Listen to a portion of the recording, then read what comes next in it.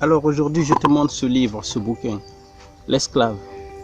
Regarde bien, je vous montre à tous. En fait, ce bouquin, je l'ai trouvé quelque part ici, dans la ville où j'habite depuis un moment. J'ai essayé de lire le contenu pour voir ce que c'est. Et il y a quelque chose qui m'a interpellé dedans, parce que c'est une femme Peul du Soudan qui a été capturée par les Soudanais qui sont clairs de peau, soi-disant arabes, qui l'ont mis en esclavage. Du coup, elle est libre maintenant. Elle a voyagé à travers le monde, puis elle a écrit ce bouquin. Il est là, L'esclave. C'est une femme Peul. Alors, pourquoi ce bouquin il m'a interpellé? C'est suite à la vidéo que j'ai fait sur le frère qui a été tué à Rouen, Mamadou Barry. Le truc le plus dingue dans cette histoire, tout, comme on dit toujours, il y a ceux qui réfléchissent et ceux qui suivent comme des moutons. Quand j'ai fait cette vidéo, tout le monde a pété les plombs. C'est pas normal qu'un Peul parle de la religion islamique de cette manière. Mais aujourd'hui, je ne vais pas rentrer dans l'islam pour ne pas toucher certains frères, la famille et des gens qui sont vraiment dedans et qui ne veulent pas. On peut tout faire, mais il ne faut pas toucher la religion. Tu touches à l'islam chez les Peuls, ils préfèrent mourir, quoi. Ça, c'est l'une des raisons d'ailleurs c'est l'une des raisons qui pousse à beaucoup de peuples en Afrique de ne pas nous aimer. Parce que partout où on va, on est persuadé que nous, voilà, on est plus croyant que tout le monde, on dépasse tout le monde, voilà. Donc aujourd'hui, je ne vais pas rentrer dans ce détail. Je vais essayer de vous parler de ce bouquin. C'est un truc de dingue, tu vois. Le bouquin m'a trop inspiré parce que je me suis dit, c'est des choses qu'on vit chez nous. Nous avons tous crié au racisme. J'appelle ça le bal, la marche des hypocrites guinéens. Vous allez trouver ça bizarre, mais j'appelle ça la marche des hypocrites guinéens. Pourquoi je dis la marche des hypocrites guinéens qui sont sortis? Moi, je ne parle pas des autres peuples parce que je ne connais pas au fond d'eux comment ça fonctionne. Moi, j'essaie de faire une thérapie dans ma propre communauté aujourd'hui. Nous les Fulani Fils, nous les Peuls, nous les Fulfulbe, nous les Halipular. Tu vois ce que je veux dire? Donc, quand j'ai lu le bouquin, j'ai vu que cette femme Peul, elle est esclave.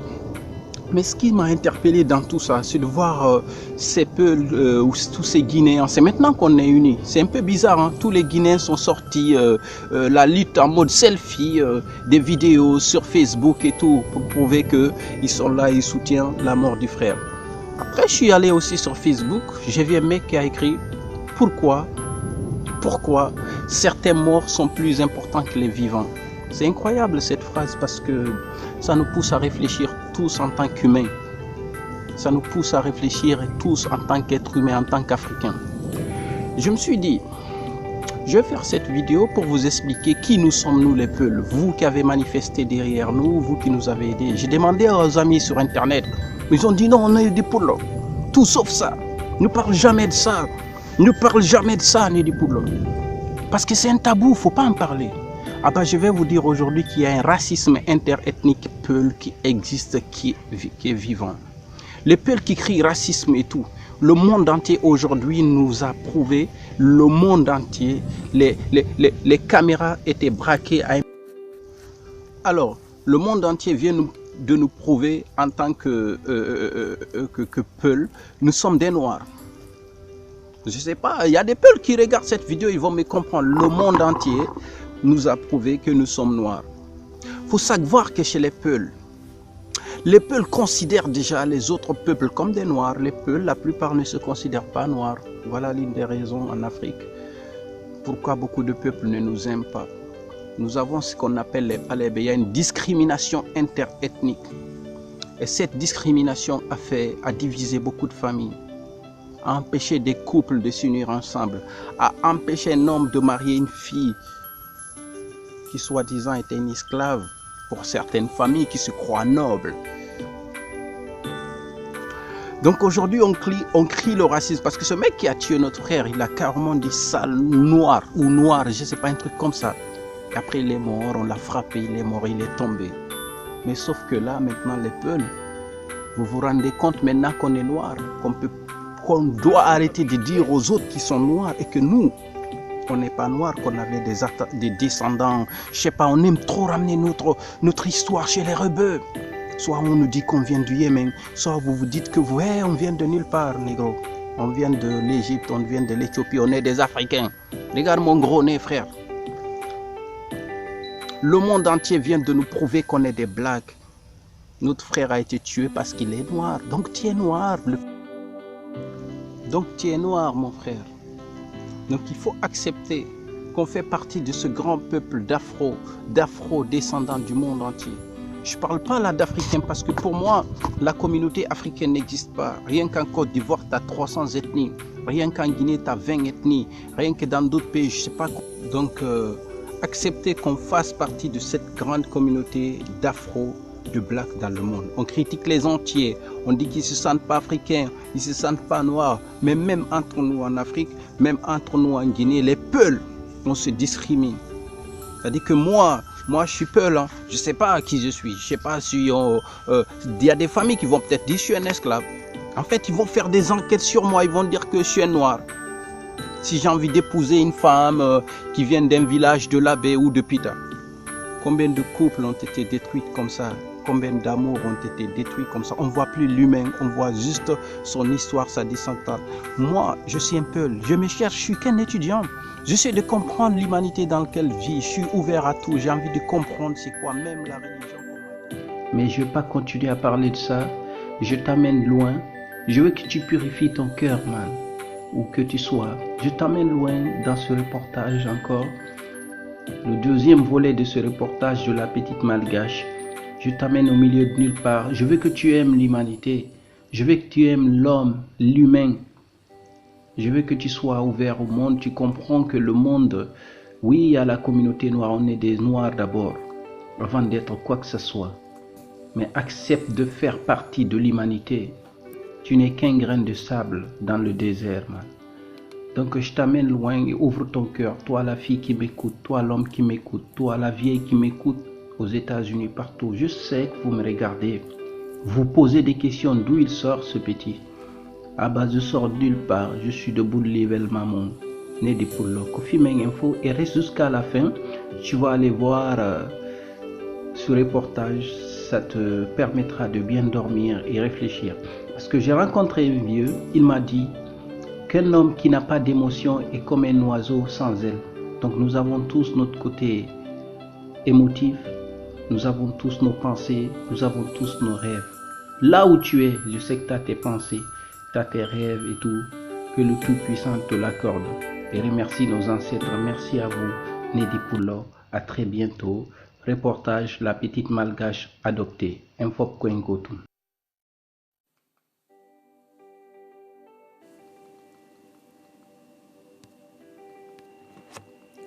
Bonsoir, Nedi Poulo. Infop Kwengotum. Fignandego et Kohanseda. Do Nipini, il fait très tard quand même onir donc. Mi udditi fenêtre mi variation. Mi kumpar ko kuntako kando. Minni hande yo mi racontan on kadi kum histoire ndo. La ngandi don na fo yidata. Kono wobbe monno ton wawa yidugol. La ngandi ka walla don ka danki ma da suddi. Sa écouti ko ko ma hollude do anda hari kadi image yidin. Fere ala amijoto, fere ala science to.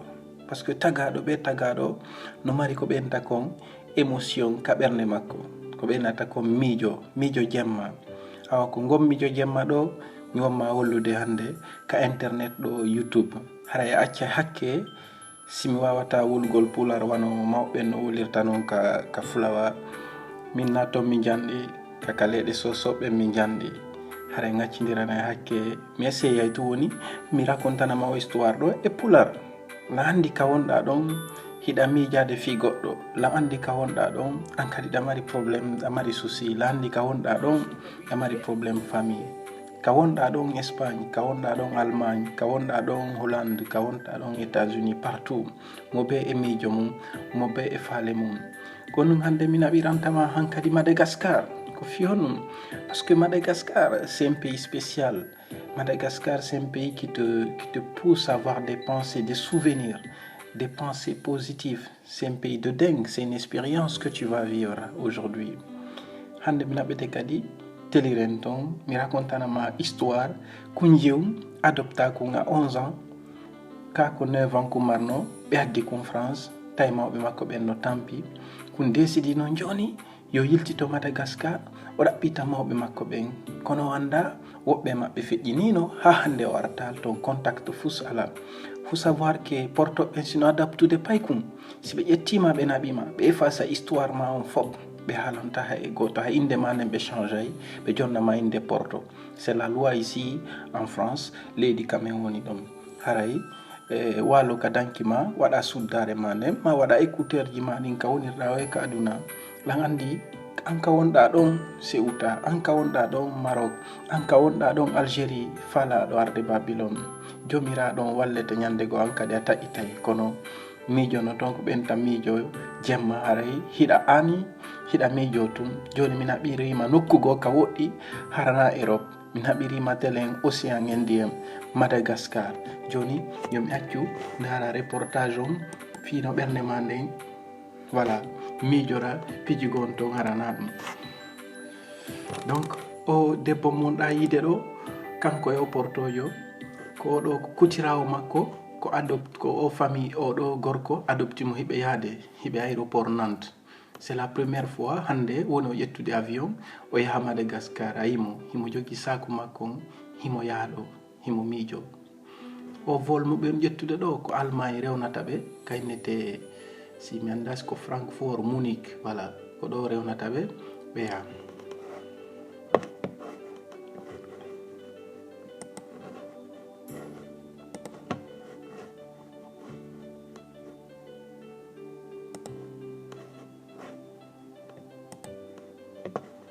No yiɓe ɗo heɓe hollude passeport ji maɓɓe ɗin heɓe ƴawde ka avion. O debbo no yaade mo welti mo jala himo moosa mo fokkiti yawgol ka pays makko Madagascar ka o yahali depuis près de 20 ans ou 18 ans ayi hinoɓe ka nder avion. Yomi accu ndara gokkum ɓe hewtay joni mo yiɗo ɓe waɗi 12 heures de vol 12 heures de vol. Faut savoir que la France et Madagascar no woɗɗi ɓuri ugol lagine yaha Paris ɗo ɓe atterrisude Madagascar e pelle mum e cuuroye mum e yimɓe mum mélange ɓe. Sa andano Madagascar ñande yawɗa to wo a ala feere man a ala feere tog ma mijitoɗa ɓernde ma nden a taway si ɓenni l'Afrique c'est le berceau de l'humanité. Madagascar c'est encore le berceau de l'humanité parce que leƴƴi aduna on fof no ton asiatique porto ɓale arabe indien ko ɗon ɓe on tippade ni ka capital maɓɓe kaynete Antananarivo. Lan andi si a jooɗi e avion a yiltitaki kama 10 ans 20 ans 30 ans surtout anda si mawɓe ma no wuuri e si mawɓe ma no feƴƴini ko miijotoɗa kon ɗon ka ɓernde ma goto watama famgol ɗon si wona jomiraɗo on taguɗo ma on par ce que on ɗon tun andi ko tagaɗo miiji ka ɓernde mum. Donc a yiɓe tippike ɗo doyi ka avion ɗo ɓernde makko nden hino taƴa tun. Faut savoir que ko kanko autorise lan yomi waɗa mo reportage ɗo e pular par ce que joni l'endroit ko image ji makko ko kanko woni film ɗum ɗo fof Antananarivo aéroport woni. Haray mi accu ndara gokkum ɓurtay explicangol ma petit à petit e pular fino famira mi mélange oray non français feere ala nedi pullo mais innuno min naɓete ka woɗɗi. Haray lan andi woɓɓe goo welataɓe no ka sifa koye piwe mais noon lan andi an ka wonɗa ɗon madame an ka wonɗa ɗon monsieur ka wonirɗo wo mi naɓay on ka woɗɗi mi memay on hanka nder ɓernde mum mi memay on hanka nder miijo mum tagaɗo fo no mari kaynete émotion surtout sa heeɓi ɓiɗɗo haray ɗa miijo piiji ɗin fo andita kankadi hari ko ɓiɗɗo debbo ko ɓiɗɗo woɓɓe goo mo ari hande noon ɗaɓɓitugol mawɓe makko heno ɓe hewti Antananarivo.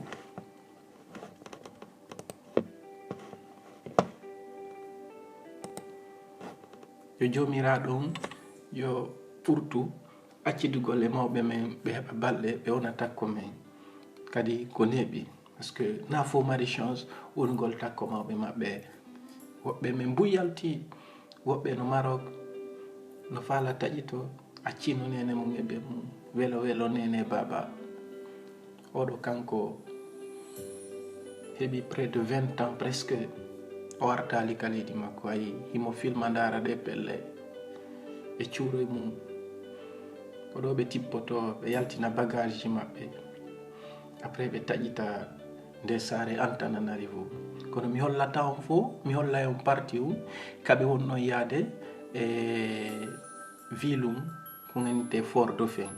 joni gasi mi accu ndaron kadi doy no ɓe wonno garide avion heno ɓe ɗo joni ɓe ƴetti ko ɓe nata kon taxi brousse. Faut savoir que comme toujours Madagascar ɓe mari taxi woy otoje ton wani ko ni ko enten ko mabbana kono kamɓe o sifa koye auto woy ɗo koye laba seeɗa koye laaɓi hay wifi no nder ton on yiɗo eɓe taƴitude quartier ji ɗi balɗi Madagascar. yimɓe no seppa ade woy tampo koye miijo heɓi 20 ans warali kanko e porto tun janɗidi o wi himo yaha ɗo hara mo ndara ɗe leyɗe himo miijito wayna waw ko pays an on ni ko ɗo mi heɓa ko ɗo ɓe ƴettilam ɓe naɓilam France ɗi duuɓi ɗo fop 20 ans après 18 ans ko hikka noon mi heɓi feere artugol haray ko fimen en fop nedi pullo lan andi ka wonɗa ɗon ka wonirɗa ɗon sewta ɗa habbi rewugol ka ndiyam feƴƴa yo jomiraɗon walle hewta e jam siko Europe falɗa wadde an kadi wonɗo on Algérie frère an kadi yo jomiraɗon walle hewta ka fokkituɗa an kadi wonɗo on Italie e soñdia ko wonɗa fop e racisme ko wonɗa tout ce que tu es en train de subir là-bas on est vraiment de cœur avec toi ko fimen en fop haray ko ɗum noon ko fi ɗum min waɗanta vidéo e wonde fi naɓugol makka woɗɗi hollama laɓɓinama ɓernde nden anda aduna on na enen tun miijo ma e miijo goɗɗo gowo na gotum faale ma e faale goɗɗo gowo na gotum on yiɗo hiɓe yaha tun miijo ɓernde e miijo jemma leydi pullo min innuno min naɓete ka woɗɗi ko a miijotako ko ɗon min wonma naɓude ni minen e o debbo jooɗiɗo ka nder oto ɗo himo yaha hiɓe taƴita camɗi hiɓe taƴita pelle. Si a yahano ha hande Madagascar, je vais dire ça en français, si tu n'avais jamais mis pied à Madagascar, c'est un pays incroyable, man. Tu traverses des paysages nostalgiques avec beaucoup d'émotions, avec un peuple sympa, avec un peuple magnifique, cool. Je peux même pas te dire l'éloge de ce peuple. Plus de 2000 km, 2000 km, man. O debbo no filmude ɗum ɗo fop 2000 km man hiɓe yaha balɗe ɗiɗi balɗe tati laawi ɗi moƴƴa hiɓe fotta e yimɓe e leƴƴi façon e paysage ji des plaines des plateaux la savane africaine vrai Afrique ko Madagascar man awa ayi ɗo ɓe hewti Fort Dauphin ene mo ɗo himo welti o hewti gite makko ɗen fop changé wandi waye ko ɗo woni village on kam hoɓe makko ɓen iwri ɗon heno mo ɗo himo welti himo wolde ɗo ko woni kon wolde woni o mi hewti Fort Dauphin lang e jam mi anda honto mi fokkiti mais woɓɓe no habbila heno ɓe ɗo donc ɓeɗo ɓe ɗiɗo ɗo ɓeɗo inni minen komin siɓɓe ma andi tum ɓay ko Europe o yiwi himo adopta kanko e Porto ɓe wondi hiɓe welti on yi ayi mo landade honto leñol makko ngol wontiri e nder kon village ɗum ɗo donc o debbo ɓorniɗo dolo ko danejo ɗo no haalande mo inna mo min e bemma komin cousin joni mi naɓete ka suudu mi hollama siɓɓe men ɓen kono baben ma en e biro ma en feƴƴini no ne wi e heno portojo siɗɗo makko adoptuɗo mon ko portojo mo waɗɗo line étoile ɗo voilà ko Clem o innete Clem ene moɗo debbo kanko e chapeau makko himo welti o hewti ka leydi makko après 20 ans souvenir de dingue dunia nedi pullo haray ka wonirɗa o do anditu mo be no mari histoire mo be no mari passé mo be no mari miijo mo be e miijo ɓernde mum hay ñama kala ɓe ngoy woli no ngayi ɓe o famille ji ɗin fop ɓe fof ɓe ari ɓe ɓatike mo imo welti hay o andaɓe o andaɓe kamɓe woni inde min andi ko a ɓiɗɗo kaarijo o wi ɓe gaccu ndaru gokkum o wi ɓe jeɓimo jungo ngon ɗo hiɓe naɓude mo ɓe naɓaymo ɗo ɓe naɓa mo han ɓe holla mo galle ka ben makko heɓano ɗon kono na ka o heɓa ɗon resté jusqu'à la fin parce que ayi o naati ha nder suudu ayi hiɓe ɓurnimo wudere hiɓe inde mo menen ɗo yimɓe ɓen ɓornoto wudere ko culture amen onni ko ɗum minnata en fof koyen ɓaleɓe en fof ko africa fof fayda ko gotum koyen ɓurti yiɗidirgol eɗen gañidira togge ko fimen en fof fi ñande goo ayi mimo welti ha hande o andanama ɗi piiji ko payi kum ɓe naɓimo France ayi ɗo ɓe yawde ɓe holla mo ka man basoro makko hoɗuno ɗon e cuuru ɓaawo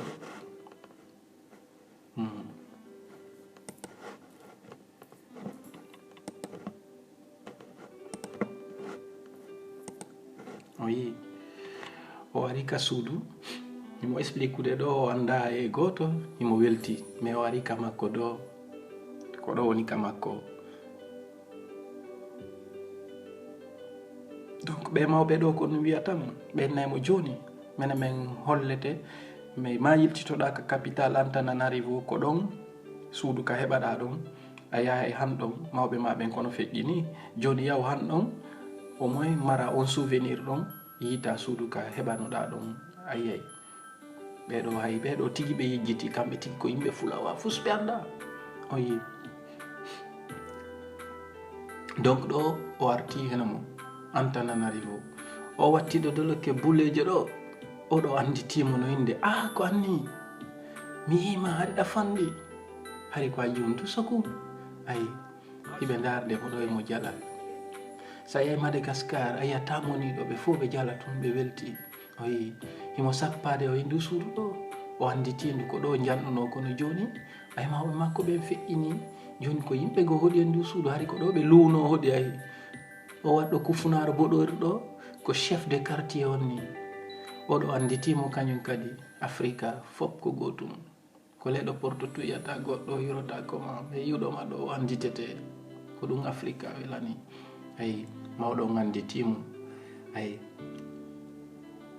foti ha o yayi o yiya suudu ndun o andita o naati ka suudu o daaray ɗo salon on fof o andita pay ko yagal o yaha ayi ɓe accueillimo ha nder ton o andita donc reportage on mi heɓali droit hollugol ma hanka fen e haray ko histoire on kadi to sukum e haray ko ɗum noon nedi pullo ko ɗum ɗo wawɗen waɗugol de temps en temps laɓɓinen ɓernde men yiɗidiren en fof koyen ɓaleɓe en fof koyen gotum hanka joɗiɗa ɗo en fof koyen gotum ayi himo welti o fesay donc la prochaine fois mi holloyte vidéo ko honno o yahi hanka berɗe mawɓe makko ɓe neddi pullo ko fimen en fof koyen gotum ko fi ñande goo haray ɓurten waɗugo sifa koye vidéo e ɗo laɓɓinen ɓernde men yiɗidiren haray yennidirali ko han ñande goo nedi pullo ɓurta abonnagol waɗa commentaire plus tu partages les vidéos plus vidéo ji ɗin heɓa visibilité